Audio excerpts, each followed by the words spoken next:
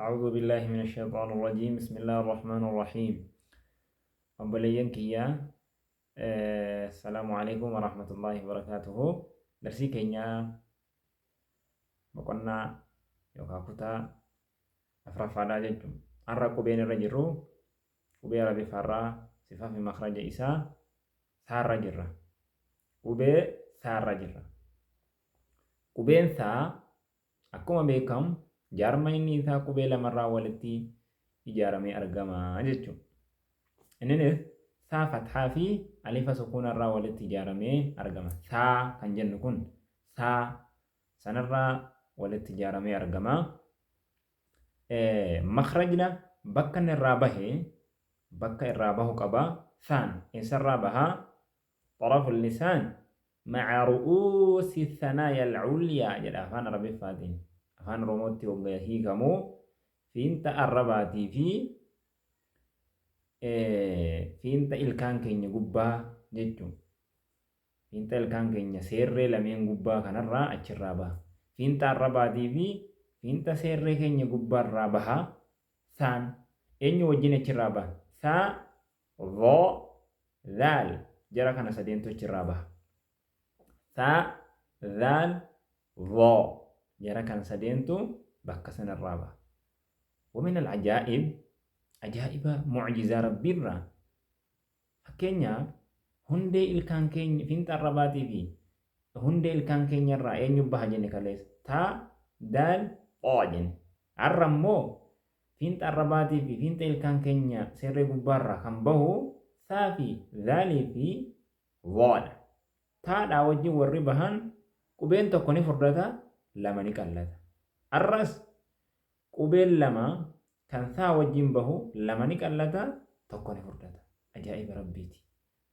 Taa wajjin warri bahu lama qallaa tokko furdaa. Saa wajjin warri bahu lama qallaa tokko furdaa. Subhaanallah. Ayata rabbiidha akka inni kaa'u. Arabarraa dhuhus ajamarraa dhuhus akkuma kanatti baasa namni hundinuu jechuudha.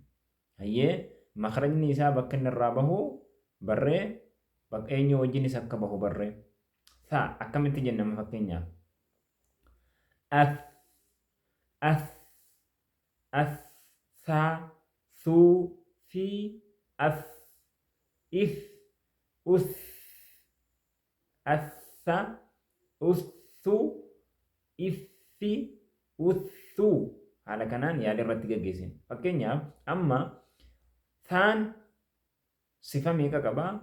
Sifa afur qaba. Sifa afur inni qabu keessaa inni tokkoffaan hamzii, riqaa fi istifaalaa fi infitaaha jara kana afran qabaa jechuudha. Inni tokkoffaan hamziidha. Jariyaanun nafas cinda nutqi bilharfi. Qubee wayita qaraanuu afurri keenya yaa'u. Saa la afurri yaa'u jira kana. Inni lammaffaan riqaa. Riqaa jechuun qubee fi sagaleen wajjiniin bahuudhaan jaryaanu sawti macal harfi jedhanii sagalee fi harfiin wajjiniin bahuudha. Saa, saa, saa, saa, saa yeroo jennu sagalee fi harfiin wajjiniin bahuudha. Inni sadaffaan istifaala inqifaadul lisaan qubee wayita qaraanu arrabni keenya aamadii gadiitti gajja'u.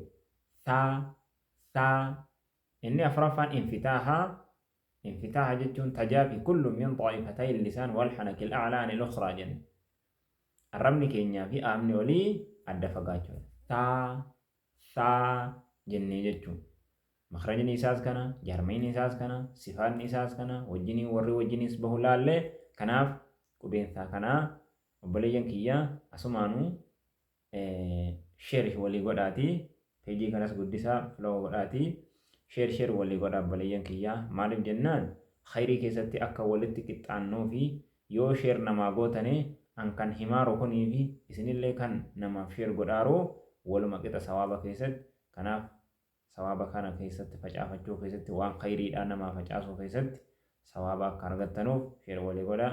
Wassalaamu alaikum wa rahmatullaahi wa barakaatuh.